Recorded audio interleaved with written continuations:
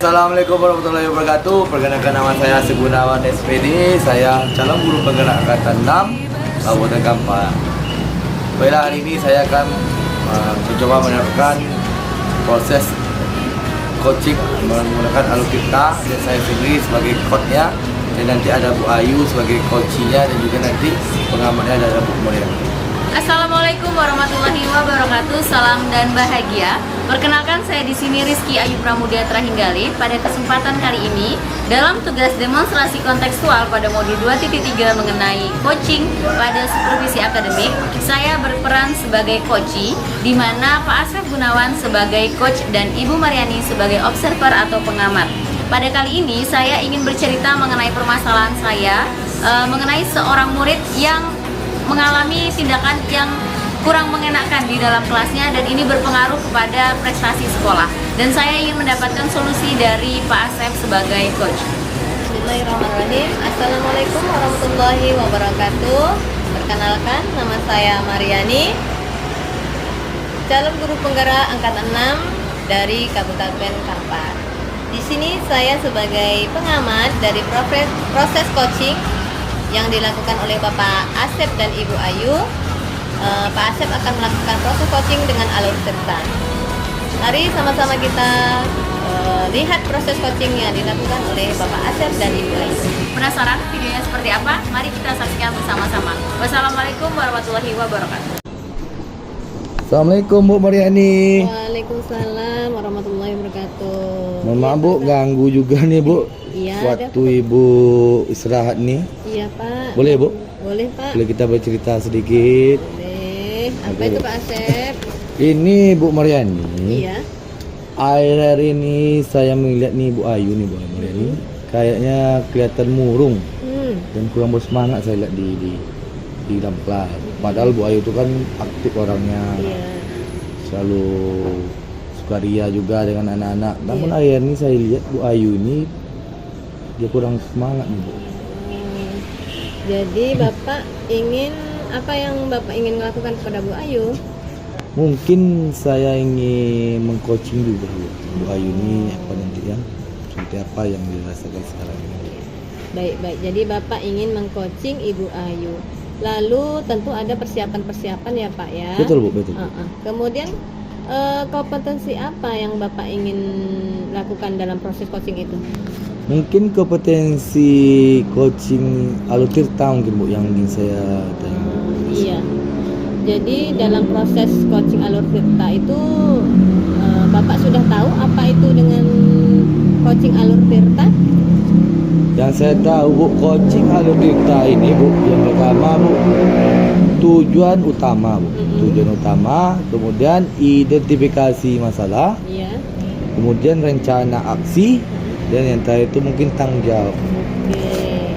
Lalu kompetensi apa yang ingin Bapak observasi dari Ibu Ayu ini Pak? Mungkin dari beberapa hari ini saya lihat Bu Ayu Bu, mungkin saya menggunakan coaching Alutirta tadi Bu. Pertama, saya tujuan utama saya itu yang jelas coaching Bu Ayu Bu. Yang kedua, identifikasi masalah yang dihadapi Bu Ayu. Kemudian rencana aksi apa yang harus dia bikin Bu. Kemudian tanggung jawab Bu Ayu ini sebagai Bu. Oke. Lalu dalam proses coaching itu tentu ada indikator ketercapaian yang ingin dikembangkan. Apa itu Pak? Indikator. Mungkin indikator yang ingin saya kembangkan Bu, Iya. yang pertama itu pertanyaan yang berbobot Bu. Iya. Kemudian kehadiran penuh, dan terakhir itu mendengarkan secara aktif Bu. Oke, baik. Kalau gitu Pak, sepertinya Bapak sudah mempunyai kompetensi untuk melakukan coaching. Betul Bu. Karena itu, baik kita sama-sama nanti saya akan mengamati Bapak dalam proses coaching bersama Ibu Ayu. Betul. Kalau seperti itu Bapak bisa menghubungi Ibu Ayu. Oke. Terima kasih ya Bu. Iya, sama-sama Bapak.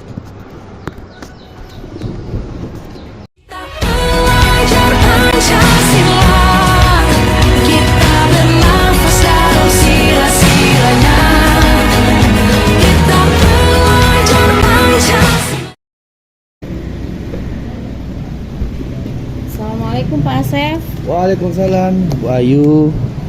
Apa kabar Bu Ayu? Alhamdulillah kabar saya baik sih Pak. Alhamdulillah. Bapak, apa kabar? Alhamdulillah Bu, kabar saya juga baik Bu.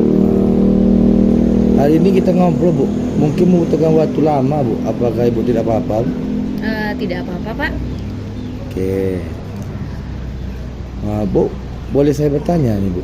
Ya, silakan Pak. Akhir ini saya perhatikan Ibu Ayu ini kurang semangat Bu, kurang ya tidak murung. Padahal Ibu selama ini bersemangat terus di sekolah ini Bu.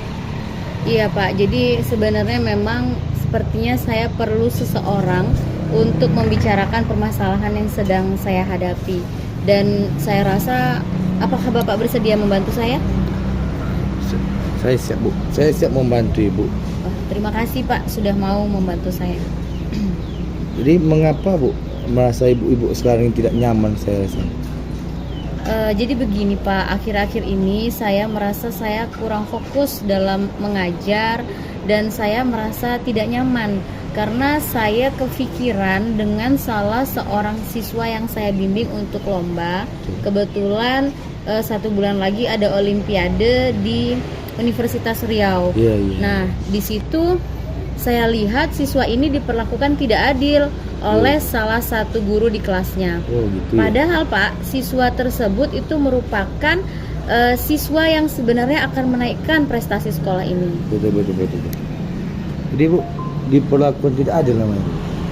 Iya Pak, beberapa hari yang lalu siswa yang saya bimbing itu berceritakan Pak dengan saya terkait perlakuan salah seorang guru lah terhadap dia. Jadi dia merasa jika dia itu sering disindir begitu di dalam kelas.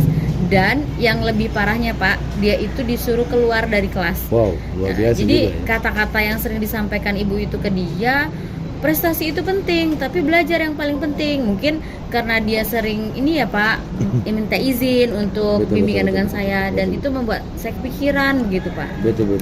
Jadi menurut Ibu, pembicaraan kita hari ini bertujuannya itu apa nih? Ya, saya ingin mendapatkan solusi Pak, solusi yang tepat supaya saya bisa mendapatkan bahwa siswa yang saya bimbing itu tetap diperlakukan adil oleh guru tersebut. Oh. Kalau seperti itu Ibu, apa yang menjadi hambatan Ibu? Apa ya Pak ya? Saya rasa hambatan yang saya rasakan itu saya membuat siswa saya menjadi diperlakukan tidak adil oleh guru, salah seorang guru di kelasnya. Sedangkan saya sangat membutuhkan siswa tersebut untuk mengikuti lomba sekolah, begitu Pak. Betul. Lalu Bu, bagaimana pendapat Ibu Ayu? Apa yang menjadi prioritas utama dalam hal ini Bu? Lomba atau prestasi atau siswa tidak terlibat permasalahan dalam kelas Bu? Yang jadi prioritas Ibu. Bagaimana ya Pak? Keduanya itu saya rasa penting begitu Pak. Tapi saya belum bisa mengklasifikasikan atau mengklarifikasi lah dengan ibu itu mengenai permasalahan ini Pak.